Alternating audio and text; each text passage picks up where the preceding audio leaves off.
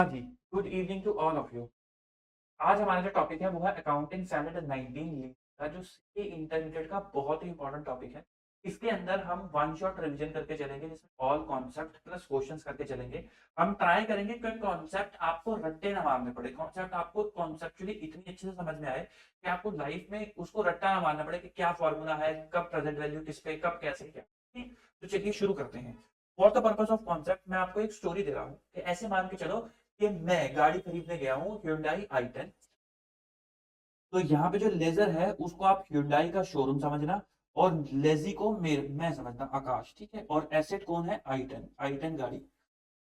ठीक, मैं ये लेने गया हूँ, मेरे को कहीं से लोन नहीं मिला है, तो मैंने Hyundai वालों से ही बात कर ली है कि आप ही मेरे को लोन दे दो और गाड़ी मेरे को दे दो इसके बदले, क्योंकि आप मुझे लोन दे रहे हो तो मैं आपको 5 सालों के बाद 50,000 रुपए की एडिशनल पेमेंट करके चलूंगा जो आपकी गाड़ी की वैल्यू है। ठीक, अब जो लेजर है उसने गाड़ी बेच दी, वो कह रहा है सेलिंग प्राइस क्या होगा, मैंने गाड़ी कितने की बेची, क्योंकि उसके आगे क्या समस्या है, उसके आगे समस्या ये है कि गाड़ी की वैल्यू जो थी, गाड़ी की वैल्यू थी 8 लाख रुपए की लेट से, और जो मैंने इंस्टॉलमेंट पे करी है वो मैंने पे करी है 2 लाख की, 5 सालों तक 10 लाख रुपए।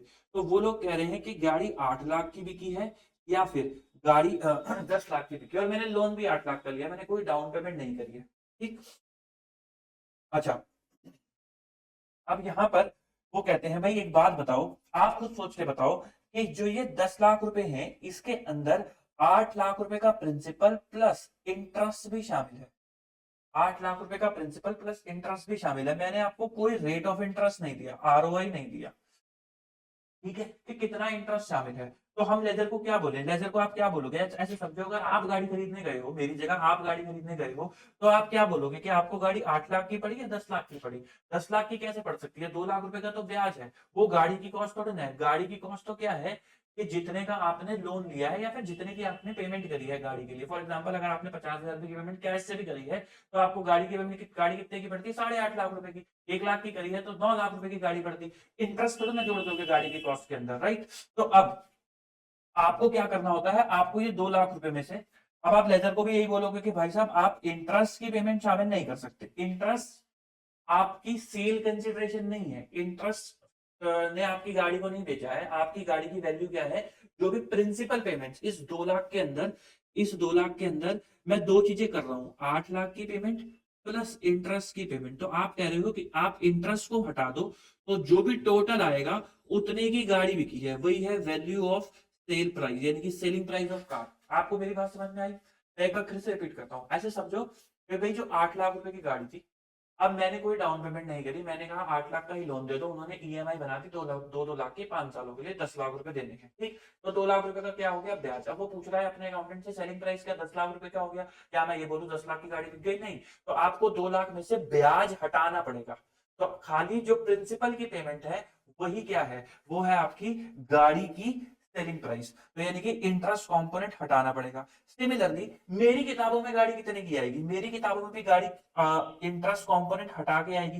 तो अब टास्क क्या है हमारा कि इस 2 लाख रुपए में से ब्याज को हटाने का टास्क है हमारा। इस 2 लाख में से ब्याज को हटाना है। तो हमने लेजर से पूछा कि तुमने इंटरेस्ट कितना चार्ज करा है, तो लेजर कहता है कि आप आईआरआर निकाल लो, आपको पता चल जाएगा कि मैंने कितना इंटरेस्ट चार्ज करा है। तो हम फिर आईआरआर निकालते हैं लेजर के पॉइंट ऑफ व्यू से कि लेजर को क्या देना पड़ा, उसको एक क्या कहते हैं कार देनी पड़ी आई 10, और उसके बदले में उसको इंस्टॉलमेंट मिल रही है और एक रेजिडुअल वैल्यू मिल रही है।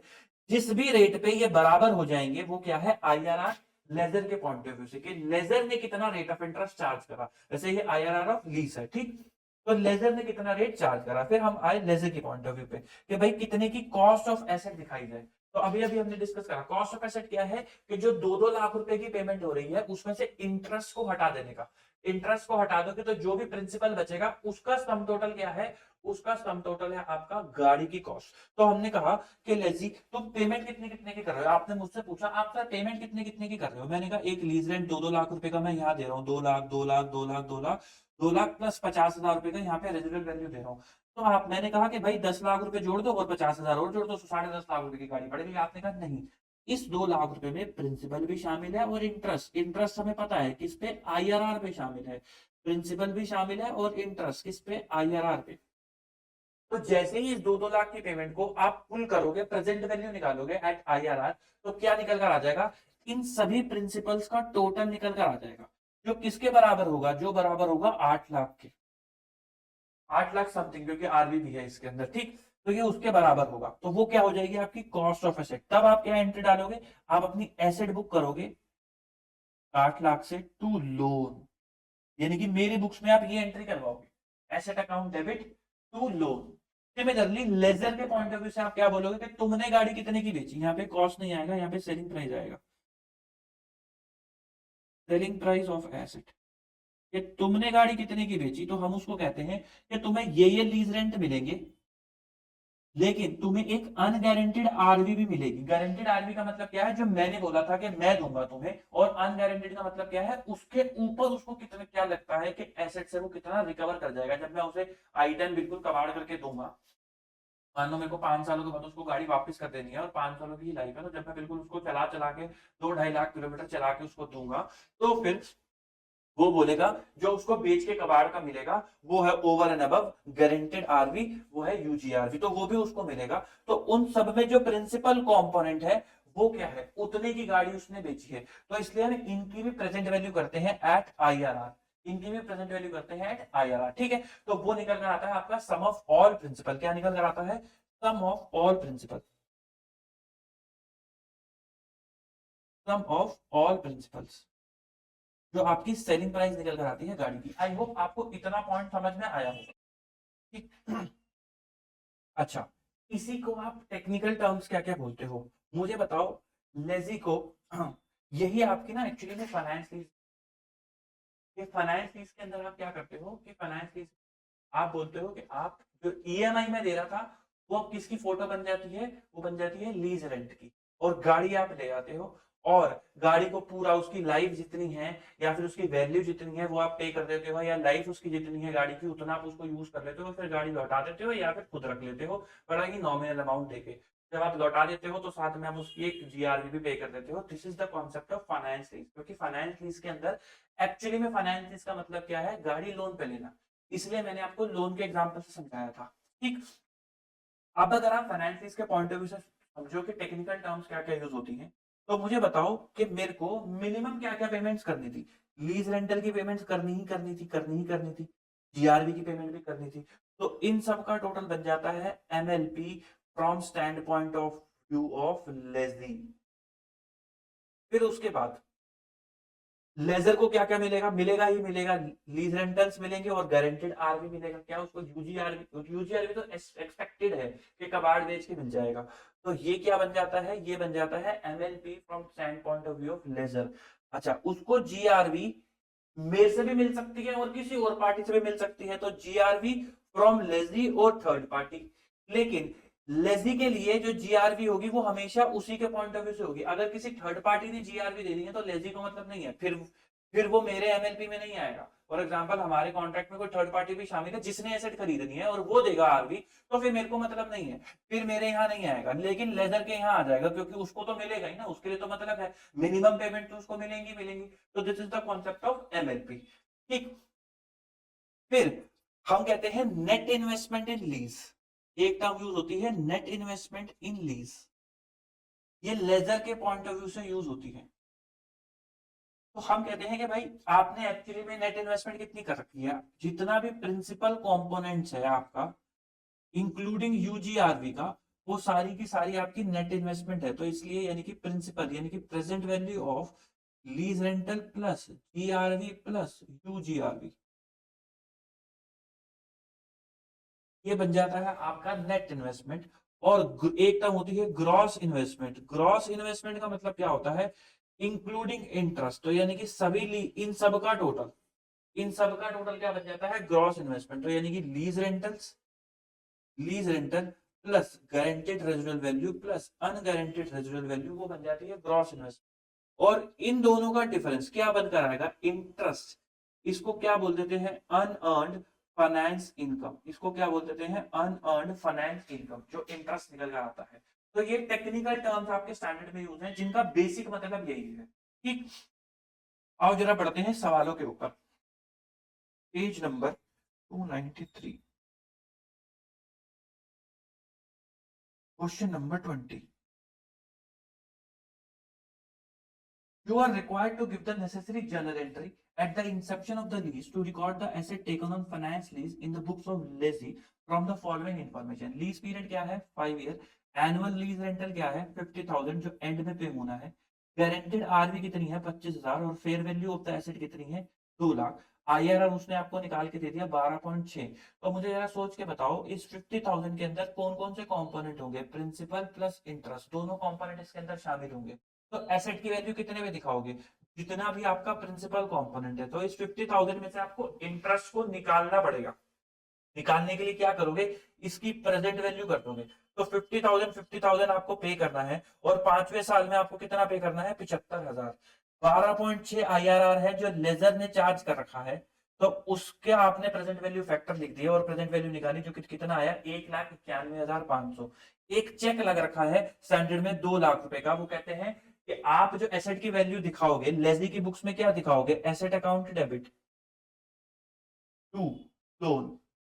तो जो आप एसेट की वैल्यू दिखाओगे 2 लाख से ज्यादा नहीं दिखा सकते। आप तो कितनी दिखा रहे हो 1,91,500, तो कोई दिक्कत वाली बात ही नहीं है। जनरली 99% ऑफ द केसेस में वैल्यू कभी भी 2 लाख से ज्यादा आ ही नहीं सकती।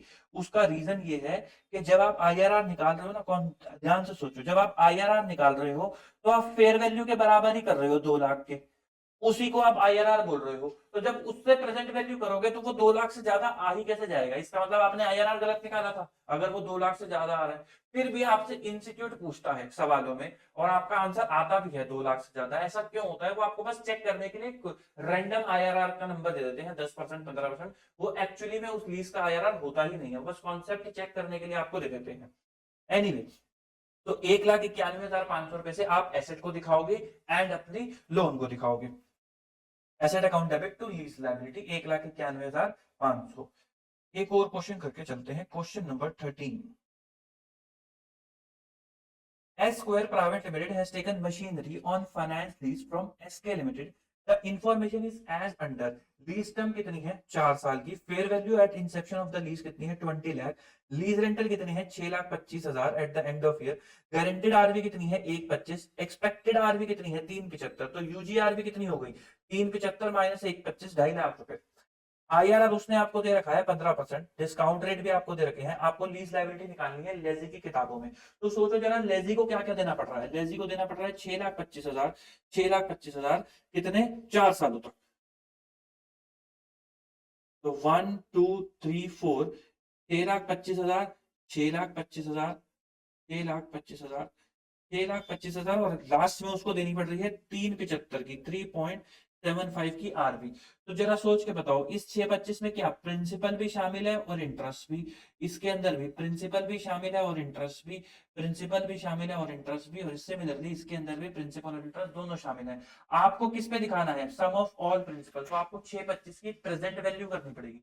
जो भी मिनिमम पेमेंट लेजी को रिक्वायर्ड है उसमें से इंटरेस्ट कंपोनेंट हटाना पड़ेगा। तो आपको प्रेजेंट वैल्यू जैसे ही आप करोगे तो इंटरेस्ट कंपोनेंट हट जाएगा। तो जैसे ही इंटरेस्ट कंपोनेंट हटेगा तो आपके पास क्या आ जाएगी कॉस्ट ऑफ द मशीन। तो 6,25 की हमने करी प्रेजेंट वैल्यू, 6,25 6,25 6,25, लास्ट में 7.5 क्यों लिखा, क्योंकि हमने आरवी भी जोड़ दी होगी। और 15% आईआरआर आपको गिवन है, उसके प्रेजेंट वैल्यू फैक्टर से जब हमने निकाला कॉस्ट ऑफ एसेट कितना आ गया 18,55,850। तो आप क्या एंट्री डालोगे, asset account debit to loan 18,55,850। इतने रुपए से आप एसेट को दिखाओगे और इतने रुपए से आप लोन को दिखाओगे इन लेजीज बुक्स। ठीक, अच्छा अब इसी में देख लेते हैं कि जो लेजर होगा वो क्या करता। हमारा लेजर वाला पार्ट भी कंप्लीट हो जाएगा। भाई लेजर कहता कि उसको 1 2 3 4, 6,25,000, 6,25,000, 6,25,000 और लास्ट में उसको मिलने थे 6,25 प्लस 3,75, 6,25,000 प्लस 3,75,000, 10 लाख रुपए, 10 लाख रुपीज। इन सब की प्रेजेंट वैल्यू जब वो करता तो उसको पता चलता कि उसने क्या सेलिंग प्राइस जो है उसकी एसेट का क्या है। तो वो है 15% पे 86967561। तो 6,25,000 into 0.8696 plus 6,25,000 into 7561, 0.7561 plus 6,25,000 into 6575 0.6575 plus 10 lakh into 5718 0.5718। तो आओ जी 0.8696 plus 0.7561 plus 0.6575 into 6,25,000 14,27,000 14,27,000 plus 10 lakh into 0.5718 5,71,800 plus 14,27,000 तो 19,98,800 यानी कि इन्होंने IRR से निकाल रखा है। तो इतने रुपए की वो वैल्यू दिखाएगा लीज रिसीवेबल पे। रेपिट 19,98,800 और 2 एसेट। एसेट कितने में दिखाएगा? जो भी उसकी बुक्स में कैरिंग वैल्यू आ रही होगी, यानी कि बुक वैल्यू जो भी आ रही होगी। और डिफरेंस क्या हो जाएगा? डिफरेंस चला जाएगा प्रॉफिट एंड लॉस अकाउंट में, गेन और लॉस। ठीक, वो P&L में चला जाएगा गेन और लॉस। अच्छा, इसको मैं किस नाम से बोल सकता हूं? इसको मैं बोल सकता हूं नेट इन्वेस्टमेंट इन लीज। ग्रॉस इन्वेस्टमेंट क्या है?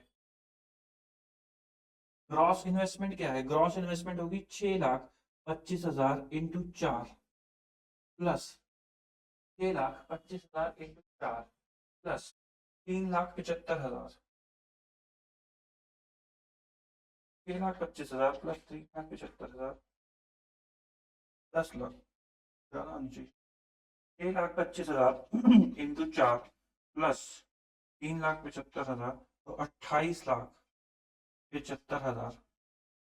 Unearned finance income is equal to 28,75,000 minus 19,98,800 minus 19,98,800 8,73,200। This is called lessor accounting. Lease receivable का बैलेंस उसके लिए कैसे चलेगा? जैसे उसने लोन दे रखा है, हर साल वो 15% की रेट पे ब्याज बुक करता जाएगा और इंस्टॉलमेंट जो ये 6-25 की है उनकी रिसिप्ट की एंट्री करता जाएगा। लेजी क्या करेगा? लेजी जो करेगा एसेट टू लोन, तो वो जो लोन उसने दिखाया होगा कितने का? इतने का 18,55,850 का, वो इस पे हर साल 15% की रेट पे ब्याज बुक करता जाएगा। और जितना भी जब जब वो 6,25,000 की पेमेंट करेगा वो उसके लिए cash payment as an EMI चलती रहेगी। This is the concept of lessee and lessor books. एक क्वेश्चन और है लेजर का, वो भी देख के चलेंगे। Prakash limited lease the machine to Badal limited on the following terms. Fair value of the machine is 28,30,000। Lease term is 5 year. Lease rental per annum is 8 lakh. Guaranteed RV 1,60,000। Expected RV कितनी है? 3 lakh. Internal rate of return कितना है? 15%। आपको unearned finance income निकालनी है और आपको discounting factor भी आपको दे रखे हैं। तो देखो मैंने यहाँ पे भी कर रखा है। ग्रॉस इन्वेस्टमेंट क्या है? 8 लाख इंटू 5 जो भी लीज रेंटल था, जितनी भी आपकी गारंटेड RV थी प्लस UGRV यानी कि टोटल RV जो कि कितनी है आपकी? 1,60,000। तो 8 lakh into 5 plus 1,60,000, 8 lakh into 5 plus 1,60,000, 41,60,000 का क्या आ गया आपका? सॉरी, अच्छा वो तो गारंटेड RV है। 8 lakh into 5 plus total RV कितनी है? 3 लाख। 43 लाख रुपीज का क्या आ गया आपका? 43 लाख रुपीज का आपका आ गया ये ग्रॉस इन्वेस्टमेंट इन लीज।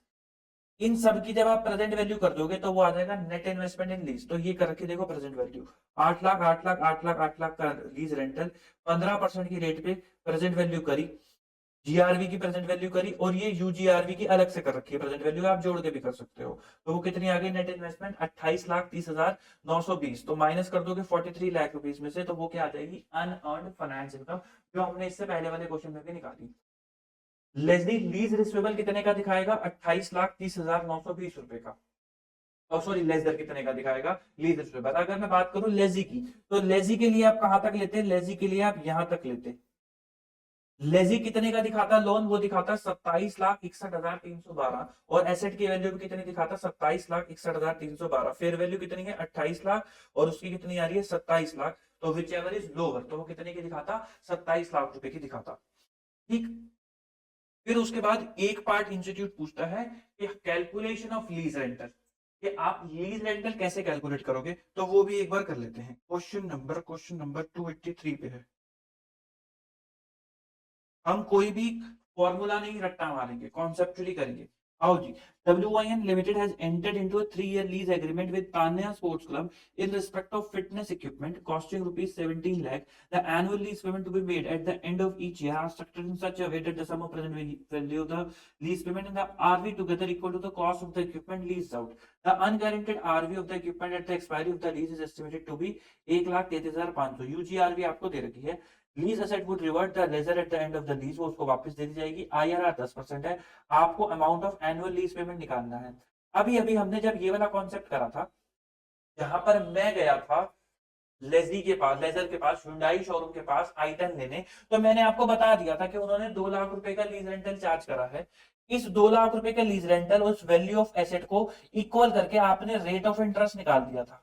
अब अगर मैं 2 लाख रुपए नहीं बता रहा, वैल्यू ऑफ एसेट और IRR बता रहा हूं, तो आप 2 लाख रुपए की वैल्यू निकाल सकते हो कि नहीं निकाल सकते? इसके लिए किसी फॉर्मूले की जरूरत थोड़ी ना है कि हाँ पहले ये करेंगे स्टेप 1, स्टेप 2, स्टेप 3, उसकी जरूरत थोड़ी ना है। आप दिमाग लगाओ, वैसे ही हो जाएगा। आओ जरा सोचते हैं। उसने कहा होगा IRR आपने कैसे निकाला था? ऐसे ही तो निकाला था। जो भी आपकी फेयर वैल्यू ऑफ एसेट है वो कितनी है? 16,99,900, 16,99,950 रुपए है शायद ना। 999 है, सॉरी।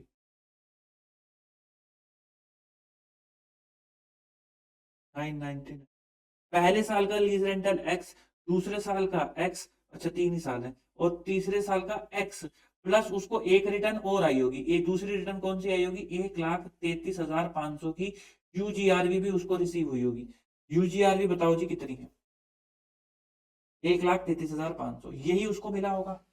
इन सब की प्रेजेंट वैल्यू अगर आप करोगे एट 15%, सॉरी 10%, तो वो किसके बराबर होनी चाहिए? 16,99,000। तो 16,99,999 is equal to X into 0.909। यही प्रेजेंट वैल्यू फैक्टर आपको दे रखे हैं। 0.826 प्लस एक्स प्लस 1,33,500 इंटू 0.751। तो आओ जरा कर लो। 0.909 प्लस 0.826, चलो ऐसे कर लेते हैं। 0.909x plus 0.826x plus 0.751x plus 1,33,500 into 0.751, तो 100,258.5। 0.909 plus 0.826 plus 0.751, 2.486x, 2.486x plus 100,258.5, 16,99,999। x is equal to 16,99,999 minus 100,258.5 divided by 2.486। बताओ जी, 16,99,999 माइनस 100,258.5 डिवाइडेड बाय 2.486, तो x आ गया 6,43,500। इतना ही लीज रेंटल उसने चार्ज करा होगा, 6,43,500। किसी फॉर्मूले की रट्टे मारने की जरूरत थोड़ी ना है। अगर आपको कॉन्सेप्ट पता है, आपको पता है कि IRR काम कैसे करता है, IRR का प्रेजेंट वैल्यू का मतलब क्या है, तो आपके लिए लाइफ भी आसान है और कोर्स भी आसान है और क्वेश्चंस भी आसान है। ठीक, चलो एक और क्वेश्चन करते हैं ऑपरेटिंग लीज का। ऑल्दो अभी हमने ऑपरेटिंग लीज की चर्चा नहीं करी है, अब हमें अपनी चर्चा में ऑपरेटिंग लीज को भी घुसा देना पड़ेगा। चलो आओ। तो जैसे मैंने फाइनेंस लीज में आपको बोला कि फाइनेंस लीज का मतलब क्या है, अभी हम क्लासिफिकेशन की भी चर्चा करेंगे। फाइनेंस लीज का मतलब क्या है कि आप एक्चुअली में एसेट खरीदने गए हो, वो जो लीज रेंटल है वो एक्चुअली में EMI है। तभी लेजी जब वो लेने गया है, जब मैं i10 लेने गया था, अपनी किताबों में एसेट दिखाता है और लेजर अपनी किताबों से एसेट को टाटा बाय बाय कर देता है, क्योंकि उसने एसेट बेच दी और मैंने एसेट खरीद ली। वो लीज रेंटल एक्चुअली में जो है वो लीज रेंटल नहीं है, वो EMI है। वो लीज के एग्रीमेंट में आपको लीज रेंटल दिखाया जा रहा है बस, तो हम उन्हीं लीज रेंटल को EMI मान के काम करते हैं। ऑपरेटिंग लीज में ऐसा नहीं होता। ऑपरेटिंग लीज में होता है कि आपने एसेट ली है यूज करने के लिए, एसेट उसी का है, आपका नहीं है, तो दिस इज ऑपरेटिंग लीज। कैसे चेक करते हैं वो क्लासिफिकेशन जब करेंगे उसकी चर्चा करेंगे। तो ऑपरेटिंग लीज में आप कोई एसेट नहीं लेते, ऑपरेटिंग लीज में लेजी के पास एसेट नहीं आता, लेजर के पास ही एसेट रहता है, तो डेप्रिसिएशन इसके पास नहीं आएगा और डेप्रिसिएशन इसके पास ही रहेगा। अच्छा, फाइनेंस लीज जब आप करते हो, क्योंकि एसेट I10 मेरी किताबों में है, तो I10 पे लगने वाला डेप्रिसिएशन भी मेरी किताबों में आएगा, उसके पास नहीं आएगा। ठीक, तो यहां पर बस P&L के अंदर क्या बुक होता है, रेंट का एक्सपेंस, और यहां पर P&L के अंदर जाता है रेंट की इनकम। आपका मैचिंग कॉन्सेप्ट जो आप 11वीं क्लास पढ़ते थे वो आपको सिखाता है कि भाई साहब जब भी कोई खर्चा डालोगे तो उसको उस मैचिंग रेवेन्यू यहां पर होना चाहिए। सिमिलरली जब कोई इनकम यहां डालोगे उससे मैचिंग खर्चा यहां पर होना चाहिए। तो उसी मैचिंग कॉन्सेप्ट को मद्देनजर रखते हुए स्टैंडर्ड बोलता है कि भाई साहब आप ये देख लेना कि पैटर्न क्या है बेनिफिट का, बेनिफिट का जो पैटर्न है उसी की रेशियो में अपने लीज रेंटल को P&L के अंदर डालना।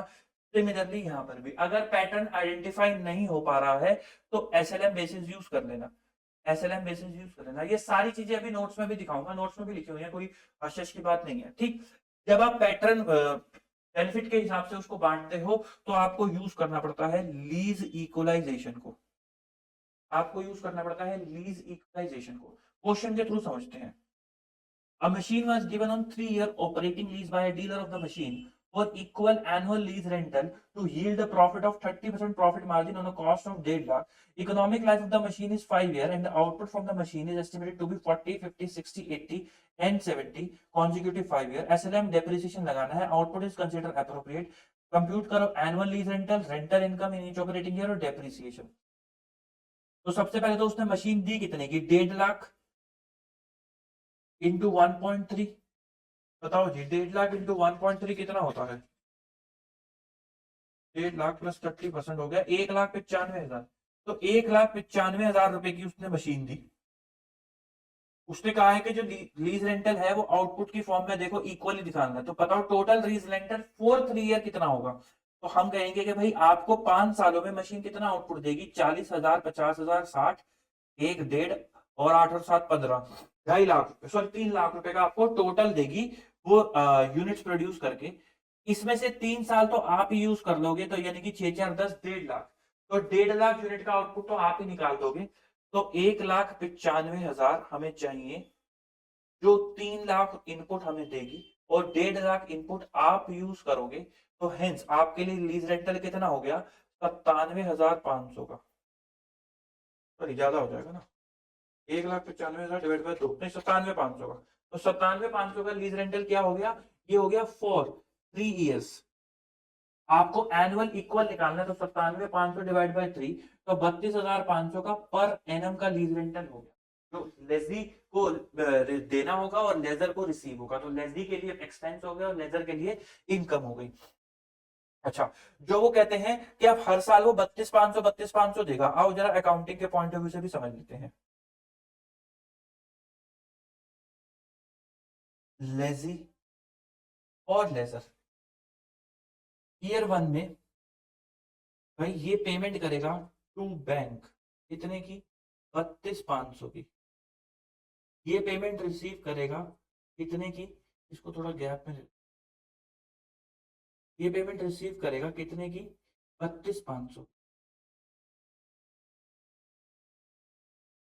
ठीक, P&L में जो खर्चा आएगा वो बेनिफिट के हिसाब से आना चाहिए। तो जो 97,500 है, आपको इसको बेनिफिट किस रेशियो में मिलेगा, 4:5:6 की रेशियो में मिलेगा। तो यानी कि 3 सालों का जो खर्चा हुआ और सिमिलरली उसके लिए बेनिफिट हुआ, वो क्या हो गया, 6 4 10 और 5 15, 97,500 डिवाइड बाय 15 इंटू 4। तो पहले साल में 26,000 डिवाइड बाय 4 इंटू 5, दूसरे साल में 32,500 और 97,500 माइनस 26,000 माइनस 32,500, एक 97,500 माइनस 26,000 माइनस 32,500, 39,000। 39,000 ईयर 3 में। तो ईयर 1 में ये खर्चा कितने का बुक करेगा? 26,000 का। डिफरेंस कहाँ चला जाएगा? डिफरेंस चला जाएगा लीज इक्वलाइजेशन रिजर्व में। 26,000 माइनस 32,500, 6500। और ये भी इनकम कितने की बुक करेगा? 26,000। डिफरेंस कहाँ चला जाएगा? टू लीज इक्वलाइजेशन रिजर्व में 6500। Number 2 leasing. अगले साल की एंट्री क्या करेगा? Simple to bank 32,500। और डेबिट भी क्या करेगा P&L में? 32,500। ये भी रिसीव करेगा 32,500 और P&L में क्रेडिट करेगा 32,500। नंबर 3 थर्ड ईयर के अंदर ये पेमेंट करेगा टू बैंक 32,500 और P&L को डेबिट करेगा कितने से? 26,000 से। 26,000 तो आ रहा था 39,000। 26,000 तो पहले था 39,000 से। और 2 LER 32,500 minus 39,000, 6500।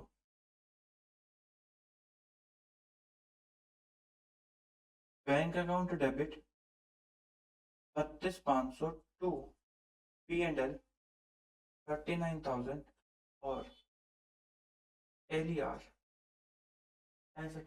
This is the accounting for operating lease, इससे बाहर नहीं है। तो LER देखो, LER क्या हो जाएगा? 0 हो जाएगा। यहाँ डेबिट हुआ, तीसरे साल में क्रेडिट हो गया, और यहाँ पर क्रेडिट हुआ और यहाँ पर ये डेबिट हो गया। LER खत्म, LER का मैटर क्लोज हो जाएगा। तो this is operating lease. Operating lease पे ये चीजें पूछी जाती हैं। फिर उसके बाद एक जो पॉइंट है वो है सेल एंड लीज बैक का। क्वेश्चन पेज नंबर 294 पे ये बड़ा ही अच्छा जो है डिस्कशन है सेल एंड लीज बैक का। ऑपरेटिंग लीज के ऊपर इस पे सबसे ज्यादा क्वेश्चन पूछे जाते हैं क्योंकि उसमें केसेस बनते हैं ऑपरेटिंग लीज के ऊपर। चलो आओ एग्जाम्पल के साथ कॉन्सेप्ट भी कवर कर लेंगे। ए लिमिटेड सोल्ड अ मशीन जिसकी WDV कितनी है? 40 लाख रुपए की। बी लिमिटेड को बेची 50 लाख रुपए की। सेम मशीनरी लीज बैक कर ली और लीज कितनी है ऑपरेटिंग लीज में, और आपको केसेस दे रखे हैं।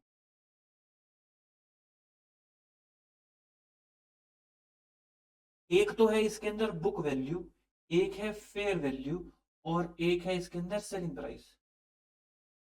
मुझे बताओ WDV बुक वैल्यू कितनी है? केस नंबर 1 में बुक वैल्यू है 40 लाख, सेलिंग प्राइस है 50 लाख, और फेयर वैल्यू भी है 50 लाख। ये भी 50 और ये भी 50। जरा ध्यान से सुनना मेरी बात को, आपको कोई रट्टा नहीं मारना पड़ेगा। मुझे बताओ जब बुक वैल्यू से वो फेयर वैल्यू बढ़ गई तो ये क्या हो गया? ये हो गया एक्चुअल गेन। कितने का? 10 लाख रुपीज का। क्या कोई नोशनल गेन भी हुआ है? इसको हम किस में, इसको इस पेन से लिख लेते हैं, ब्लैक से लिख देते हैं। क्या कोई नोशनल गेन भी हुआ है? वो है 0। एक्चुअल गेन हुआ है। एक्चुअल गेन को कहां लेके जाओगे? एक्चुअल गेन को लेके जाओगे profit and loss account. Case number 2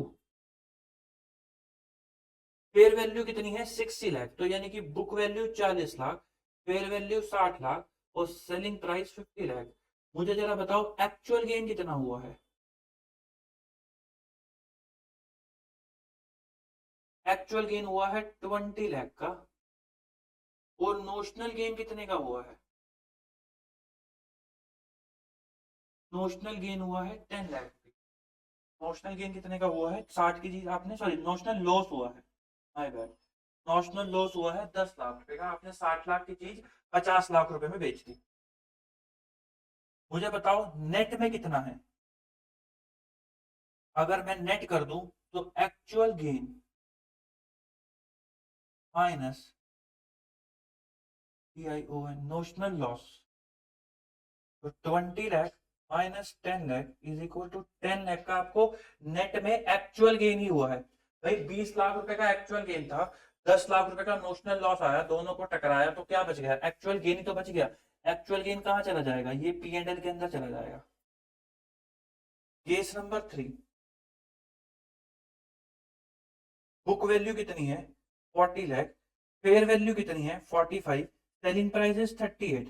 fair value 45, selling price is 38। मुझे बताओ एक्चुअल गेन कितने का हुआ है? एक्चुअल गेन हुआ है आपको 5 लाख रुपए का, और नोशनल लॉस कितने का हुआ है 45 माइनस 30, 7 लाख। बताओ नेट कर दूं, अगर मैं नेट कर दूं तो 5 माइनस 7, तो 2 लाख रुपए का ये क्या बच गया, नोशनल लॉस। तो नोशनल लॉस की ट्रीटमेंट क्या होती है, आप या इसको डेफर कर दोगे if future period lease rental जो है वो एडजस्टेड है, अदरवाइज आप पी एंड एल में डाल दोगे। ठीक। केस नंबर 4, केस नंबर 4 कहाँ गया, ये रहा, 40 लाख और 50 लाख, तो कर नहीं लिया था, नहीं करा था। 40 लाख और 50 लाख, 40 लाख, 40 लाख और 50 लाख। बताओ जी एक्चुअल गेन कितना का है, एक्चुअल गेन और लॉस है 0, नोशनल गेन हो गया कितने का, 10 लाख रुपए का। इसको क्या कर देते हो, डेफर कर देते हो। नंबर 5, 46 और 50, 40 लाख, 46 और 50। एक्चुअल गेन कितने का है, एक्चुअल गेन है 6 लाख रुपए का, और नोशनल लॉस कितने का है, नोशनल गेन कितने का है 4 लाख रुपए का। 40 की चीज आपकी एक्चुअली में 46 की हो गई, तो आपको एक्चुअल गेन कितने का हो गया, 6 लाख रुपए का हो गया। अगर आपको एक्चुअल गेन 6 लाख रुपए का हो गया, ये कहां जाएगा, वो नोशनल गेन है, दोनों ही गेन है, इधर भी गेन है इधर भी गेन है, तो नेट नहीं कर सकते भाई। गेन और लॉस को नेट करोगे ना, गेन और गेन को तो जोड़ जोड़ दोगे, या लॉस और लॉस को तो जोड़ोगे, तो इसलिए आप इसको नेट नहीं कर सकते। एक्चुअल गेन को कहां लेके जाओगे, पी एंड एल में, और इसको क्या कर दोगे, डेफर। केस नंबर 6, हमने अभी कौन सा करा था, 46 और 50 ना, हाँ। तो अब है 35 और 39, 40, 35 और 39। तो बताओ एक्चुअल तो लॉस हो गया, काम ही खत्म, 5 लाख रुपए का, और नोशनल गेन हो गया 4 लाख रुपए का। ये नेट हो सकता है, एक्चुअल लॉस 5 लाख का और नोशनल गेन 4 लाख का। लेकिन जैसे ही आप इसको नेट करोगे, आप अपना एक्चुअल गेन शेयर होल्डर से छुपा दोगे, विच इज नॉट करेक्ट। तो इसलिए वो बोलते हैं कि एक्चुअल लॉस जैसे ही हो गया उसे पीएनएल में डाल दो, और नोशनल गेन को डेफर कर दो, नोशनल गेन को डेफर कर दो। तो this is the whole concept of sale and lease back under operating lease. Finance lease बहुत कम पूछा जाता है क्योंकि एक ही बनता है, डेफरमेंट। तो मैंने आपको कहा कि कैसे है उस पर चर्चा करते हैं। भाई अगर एक्चुअल लॉस आए तो पीएनएल में डाल देना, अगर इधर एक्चुअल गेन आए और उधर नोशनल लॉस आए तो नेट ऑफ करके देख लेना। अगर एक्चुअल बचे तो पीएनएल में डाल देना, नोशनल बचे तो ट्रीट जैसे ट्रीटमेंट होती है, गेन है तो डेफरमेंट, लॉस है तो डेफरमेंट, अगर फ्यूचर लीज रेंटल अफेक्टेड है अदरवाइज पीएनएल। अगर इधर भी गेन है एक्चुअल में और नोशनल में भी गेन है, दोनों में ही गेन गेन आ गया, तो उसने सेट ऑफ मत करना, एक्चुअल की अलग ट्रीटमेंट, नोशनल की अलग ट्रीटमेंट। सिंपल से ये 3 रूल्स है, इसको याद कर लो, आपका ऑपरेटिंग लीज वाला काम हो जाएगा। अब बात कर लेते हैं इसकी क्लासिफिकेशन की। क्लासिफिकेशन से पहले एक बार जरा हम हैंड रिटन नोट्स पे चले जाते हैं। चैप्टर 17, हाँ। तो टाइप ऑफ लीजेस के अंदर 2 तरीके की लीज है, ऑपरेटिंग लीज और फाइनेंस लीज। इसको चेक कैसे करोगे, 8 पैरामीटर हैं टोटल, 5 हैं जो डिटरमिनिस्टिक हैं और 3 हैं जो सजेस्टिव हैं। आपको ये सबसे ज्यादा इंपॉर्टेंट है, ये पूछे जाते हैं। डिटरमिनिस्टिक कौन से हैं कि लेजी लीज जो है वो ट्रांसफर कर रही है ownership of asset eight the end of lease term. अगर आपको एसेट मिल रही है तो वो दिखाती है कि वो क्या है, फाइनेंस लीज है। Lessee has the option to purchase the asset at a price which is expected to be sufficiently lower than the fair value at the end of the option become exercisable। यानी कि जो आप कह रहे हो कि भाई एसेट तो पूरी कंज्यूम मैंने कर ही ली है, गाड़ी फॉर एग्जांपल मैंने लीज पे लेकर आया हूँ जो Hyundai के शोरूम से, वो मैंने पूरी उसकी लाइफ तक उसको कंज्यूम कर लिया है, बाद में 5-10 हजार रुपए बस एक्स्ट्रा चढ़ावा देकर आ रहा हूँ। तो इसका मतलब क्या है, मैंने एसेट खरीदी ली, वो भी क्या करेंगे उसको कबाड़ में बेचेंगे, तो मैंने कहा मैं ही रख लेता हूँ। तो इसका मतलब क्या है, मैंने खरीद ली। मैंने आपको बताया था फाइनेंस लीज का मतलब क्या है कि आपने लोन पे एसेट खरीदी है। The lease term of the major part of the economic life of the asset even if title not transferred। ध्यान रखना इकोनॉमिक लाइफ है, यूजफुल लाइफ नहीं है। इकोनॉमिक लाइफ का मतलब है कि इससे ज्यादा एसेट नहीं चलेगी, यूजफुल लाइफ का मतलब है कि इससे ज्यादा मैं इस्तेमाल नहीं कर पाऊंगा। ठीक, तो इकोनॉमिक लाइफ तक आपको उसको यूज करना है। ये सबसे इस पे आते हैं question. At the Inception of the lease the present value of minimum lease payment. जैसे ही आप मिनिमम लीज पेमेंट की प्रेजेंट वैल्यू करोगे तो क्या निकल कर आ जाएगा, प्रिंसिपल्स निकल कर आ जाएंगे, इक्वल टू एटलीस्ट सब्सटेंशियली यानी कि of all of the fair value of asset. इसका मतलब देखो वो कहना चाह रहे हैं कि जितनी भी लीज पेमेंट है उसकी जब आप प्रेजेंट वैल्यू करोगे तो क्या आ जाएगा, प्रिंसिपल। तो sum of all principal is equal to value of asset. जैसे मेरे एग्जांपल में था कि अगर 10 लाख की जो 2 लाख की 5 सालों में पेमेंट कर रहा हूं, अगर उसकी प्रेजेंट वैल्यू करूं तो वो किसके बराबर आ जाएगी, एसेट की कॉस्ट के जो मैंने खरीदी है। तो वो यहाँ पे इस चीज को समझाना चाह रहे हैं, ये वाला पॉइंट समझाने के लिए मैंने वो पूरा एग्जांपल आपको बताया था। The lease necessity is of a specialised nature, जो सिर्फ मैं ही यूज कर सकता हूँ। मैंने आइटम की छत कटवा दी, अब वो क्या ही कर लेंगे, तो उसको वो सिर्फ मेरे लिए है। तो यानी कि वो एसेट भी है फाइनेंस लीज में, कभी तो उन्होंने कटवा दी और ऑपरेटिंग लीज पे होती। फॉर एग्जांपल अगर इस स्टूडियो में किसी को रेंट पे दे दूं अपनी क्लासेस रिकॉर्ड करने के लिए, और वो ये कहे कि इसको यहाँ नहीं, इसको वहां, इसको ऐसे नहीं, इसको ऐसे करो, तो मैं मना कर दूंगा क्योंकि एसेट तो मेरी है। लेकिन अगर मैंने ये उसको बेच दिया, मैं ईएमआई ले रहा हूँ जो आप लोगों को लीज रेंटल की तरह दिख रही है, तो फिर वो जो मर्जी करे, वो तो चाहेगा कि कैमरा मैं ऊपर लगाऊंगा, मेरे को क्या दिक्कत है, जहां मर्जी लगाओ, ठीक। तो अब ये जो प्रेजेंट वैल्यू वाला पॉइंट है, उसको आप चेक कैसे करोगे, तो सबसे पहले आप आईआरआर निकालोगे। आई होप अब आपको लिंक कर पा रहे होगे बाय आईआरआर। फिर आप कैलकुलेट करोगे लीज पेमेंट एट आईआरआर, उनकी प्रेजेंट वैल्यू, उससे क्या आ जाएगा, सम ऑफ ऑल प्रिंसिपल आपका निकल कर आ जाएगा। फिर आप कंपेयर करोगे amount as per step 2 with the fair value, आप परसेंटेज निकालोगे। अगर वो 90% आ गया तो वो फाइनेंस लीज है, अदरवाइज वो फाइनेंस लीज नहीं है। चलो जी, हम यहाँ पर थे, तो बात कर लेते हैं accounting for finance lease. Finance lease की बात कर लेते हैं in the books of lazy. तो लेजी क्या करेगा, लेजी के केस में क्या था कि गाड़ी Hyundai वालों ने मेरे को दे दी थी और मैं वो लोन पे लेकर आया था, तो गाड़ी मेरी किताबों में आएगी lease asset account debit to lease liability. ये किस वैल्यू पे, present value of minimum lease payment. जो भी मैं ईएमआई उनको देने वाला हूँ उसकी जब आप प्रेजेंट वैल्यू करोगे तो इंटरेस्ट हट जाएगा, बच क्या जाएगा, सिर्फ प्रिंसिपल, तो उसी वैल्यू पे दिखाओगे। या फिर fair value of asset which ever is lower, ये हमेशा बराबर ही आएगा, ज्यादा आ ही नहीं सकता। ये अमाउंट जो है ना आपका, ये वाला अमाउंट, ये कभी भी ज्यादा नहीं आ सकता इससे, क्योंकि आपने आईआरआर वैसा निकाला है। अगर ये ज्यादा आ रहा है तो इसका मतलब आपका आईआरआर ही गलत है। अच्छा, इस पे मैंने नोट 1 डाल रखा है, वो भी पढ़ लेते हैं। नोट 1 क्या कहता है, नोट 1 कहता है कि अगर अब एंट्री आपने फेयर वैल्यू ऑफ एसेट पे निकाल दिया, इसका मतलब है कि अगर इंस्टीट्यूट ने आपको ओना पोना आईआरआर दे दिया है तो भगवान के लिए आईआरआर दोबारा निकाल लेना और रिवाइज अमोर्टाइजेशन शेड्यूल प्रिपेयर कर लेना, क्योंकि उनका आईआरआर गलत है। आपको उन्होंने सिर्फ चेक करने के लिए दे रखा है ये वाला, इसलिए इंस्टीट्यूट आगे का सवाल पूछता ही नहीं है, ठीक। एनीवे, अच्छा, अब क्योंकि गाड़ी मेरी है तो डेप्रिसिएशन भी मेरा होगा। डेप्रिसिएशन के लिए आपको क्या चाहिए, लाइफ ऑफ एसेट। तो लाइफ के लिए मैंने कहा कि अगर रीजनेबल सर्टेनिटी है कि ओनरशिप आपकी है तो यूजफुल लाइफ, और अगर कोई रीजनेबल सर्टेनिटी नहीं है अबाउट द ओनरशिप तो लीज टर्म और useful life which ever is shorter. क्योंकि ये एक लोन है तो इसका अमोर्टाइजेशन शेड्यूल बनेगा। वो कैसे बनेगा, yes, opening balance. Opening balance जो भी लीज लायबिलिटी आप निकालोगे वो यहाँ पर आ जाएगी ओपनिंग बैलेंस, फिर उस पर इंटरेस्ट एट आईआरआर या फिर लेजी का इंक्रीमेंटल बोरोइंग रेट। फिर जो भी रेंट आप पे करोगे वो घट जाएगा और क्लोजिंग बैलेंस आ जाएगा। जो भी फाइनेंस कॉस्ट आप बुक करोगे वो एज अ फाइनेंस कॉस्ट इस एंट्री के थ्रू पीएनएल में चली जाएगी। जो भी लीज रेंटल आप पे करोगे वो इस एंट्री के थ्रू पे हो जाएगा और आपका क्लोजिंग बैलेंस निकलता लग जाएगा। फिर लेजर की बात कर लेते हैं in the books of lessor. Lessor क्या बोलेगा, हिंडाई वाले क्या कह रहे थे, भाई गाड़ी चली गई, अब गाड़ी उनके हाथ से चली गई, गाड़ी किसकी हो गई, मेरी होगी, तो वो पीपीई को हटा देंगे।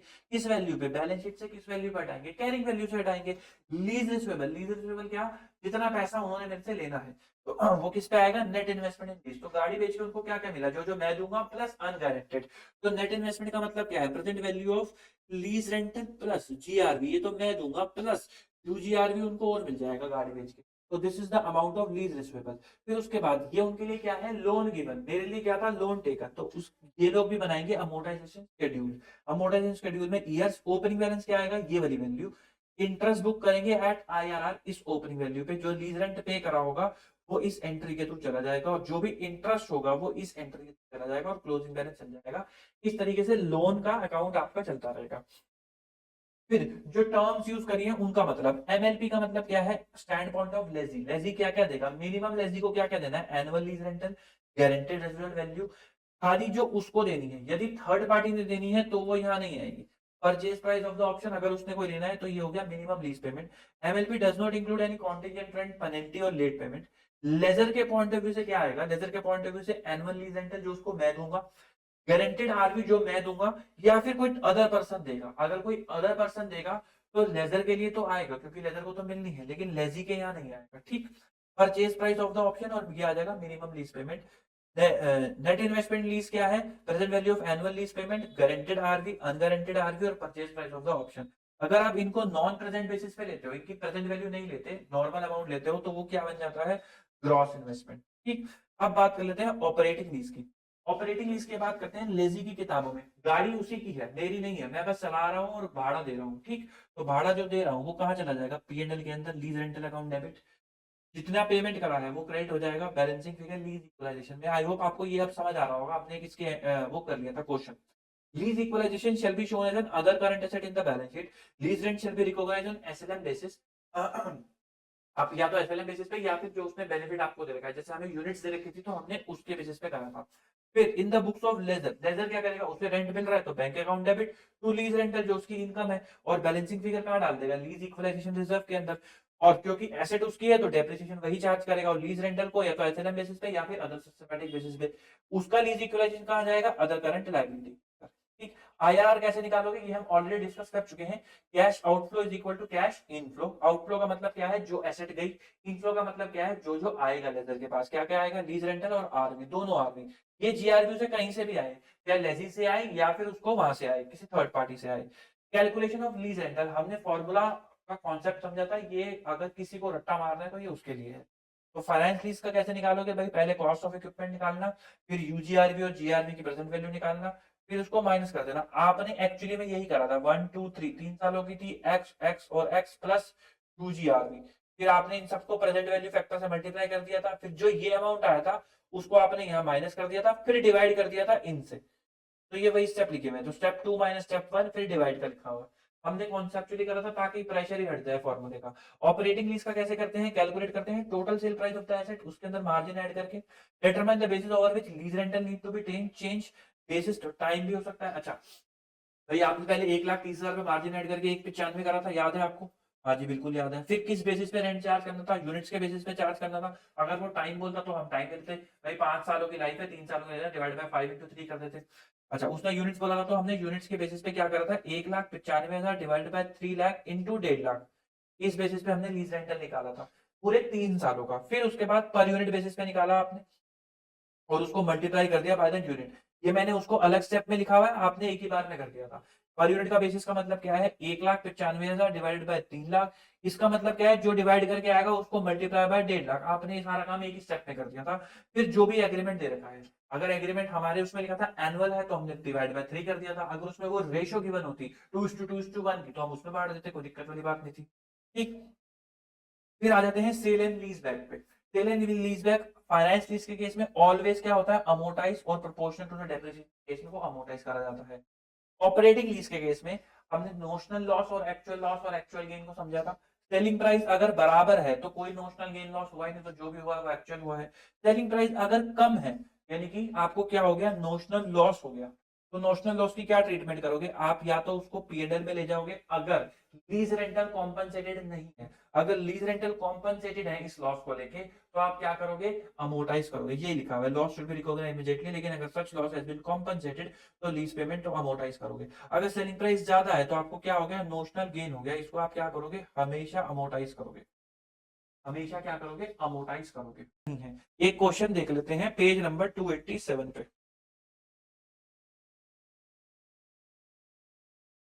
VP lease from NN Limited, the condition of the lease term are as under। Lease period कितना है, 3 साल। बिगिनिंग ऑफ द ईयर 2009 में इक्विपमेंट की कॉस्ट कितनी है, 10 लाख। एक्सपेक्टेड यूजफुल लाइफ कितनी है, 5 साल। Fair market value 10 lakh. Property revert back to lessor at the termination of the lease. Unguaranteed RV 1 lakh. 3 equal annual payment are made at the end of each year. IRR कितना है, 10%। Present value कितनी है, 3 सालों की, third year की 7513। और आपको annuity factor भी दे रखा है, आपको बताना है क्या फाइनेंस लीज है या नहीं, और अगर है तो अनअर्न्ड फाइनेंस इनकम भी निकाल के आपको दिखानी है। सबसे पहले आपको क्या निकालना पड़ेगा, रेंटल। आओ जरा पहले उसका रेंटल निकाल लें।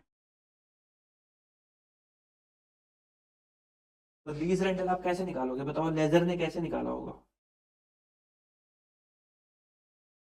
लेजर ने कहा होगा जी 10 लाख रुपए की एसेट है, कितने साल है, 3 है, 1 2 और 3, एक्स एक्स और एक्स प्लस यहाँ पे उसको क्या मिलेगा, अनगारंटेड आरवी 1 लाख रुपए।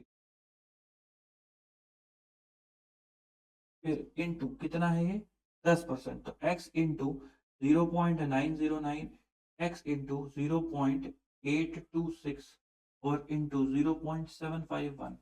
क्या पेपर में भी ऐसे कर है, नहीं पेपर में आप ऐसे करके आ सकते हो। कैलकुलेशन ऑफ लीज रेंटल थोड़ी प्रेजेंटेशन के साथ कर देते हैं।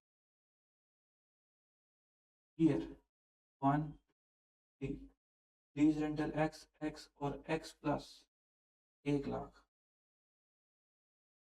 प्रेजेंट वैल्यू फैक्टर 0.909, 0.826, 0.751 और amount 0.909 x, 0.82x, 0.751 x plus 75,100। ये सब किसके बराबर होना चाहिए? अब 10 लाख के बराबर होना चाहिए। तो 10 lakh is equal to 0.909 plus 0.82 plus 0.751 2.486x plus 75,100 x is 1 lakh minus 75,000 divided by 2.486।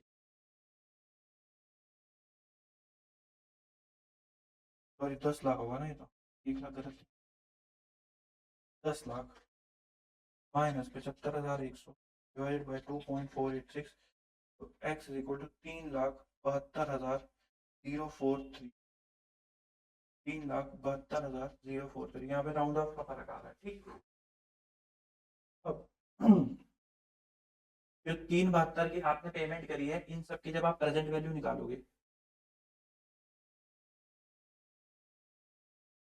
Classification check करने के लिए 1, 2 और 3 पेमेंट हो रही है 3,72,043, 3,72,043, 3,72,043। कोई गारंटेड आरवी भी है क्या?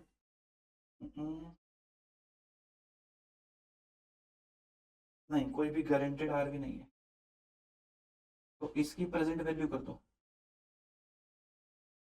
Into 0.909 into 0.826 0.750। Present value of lease rental 3,72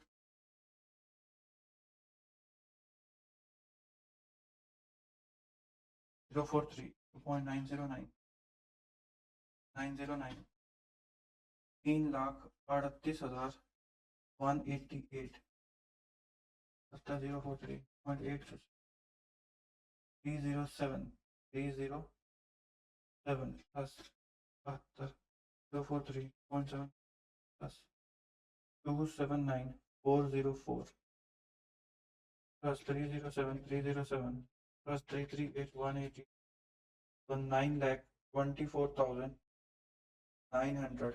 तो ये कितना परसेंटेज है फेयर वैल्यू पे? 924,900 डिवाइडेड बाय 10 लाख इंटू 100, 92%, 0.5। तो greater than 90%, it is a finance lease. क्या हो जाएगी आपकी? फाइनेंस लीज हो जाएगी। दीज आर द पैरामीटर्स जिनके बेसिस पे आप चेक करते हो। अच्छा, अनअर्न्ड फाइनेंस इनकम भी उसने कहा था, वो भी निकालो। तो बताओ ग्रॉस इन्वेस्टमेंट इन लीज कितनी होगी? जितनी भी आपने लीज रेंटल की पेमेंट करी है वो आ रहा था आपका 3,72,043 इंटू 3 प्लस 1 लाख की QGRV 12,16,129। ये क्या हो गई? ग्रॉस इन्वेस्टमेंट इन लीज। तो ग्रॉस इन्वेस्टमेंट इन लीज ये इस रेंटल के हिसाब से निकाल रखी है। 12-15 हमारा 1,000 ज्यादा आ रहा है क्योंकि वो राउंडिंग ऑफ की वजह से। नेट इन्वेस्टमेंट इन लीज कितनी है? और मैं ग्रॉस इन्वेस्टमेंट की बात करूं तो ग्रॉस कितने की आ गई? 12,16,129 और नेट इन्वेस्टमेंट आ गई 9,24,900 प्लस 1 लाख की थी ना वो 75,100 प्लस 75,100। तो 9,24,900 प्लस 75,100 10 लाख माइनस 12,16,129, तो 2,16,129। हमारी 2,16 आ रही है, वो राउंडिंग ऑफ की वजह से डिफरेंस। तो this is accounting standard 19। I hope आपको कॉन्सेप्चुअली समझ में आया होगा, और जो जिन लोगों ने रट्टा मार रखा है स्टेप्स का, फॉर्मूलों का, उनके दिमाग से वो प्रेशर हटा होगा कि उनको रोज वर्किंग का। The only thing that matter is the concept, जो आपके दिमाग में लॉन्ग टर्म में फिट हो जाएगा। तो आपको कभी भी सवाल को करते वक्त ये ध्यान नहीं करना पड़ेगा कि क्या ये ऐड होगा या ये लेस होगा। अगर आप कॉन्सेप्चुअली करते हैं तो तो मिलते हैं आपसे अगली वीडियो में। अब तक के लिए इतना ही। गुड बाय, टाटा, गुड।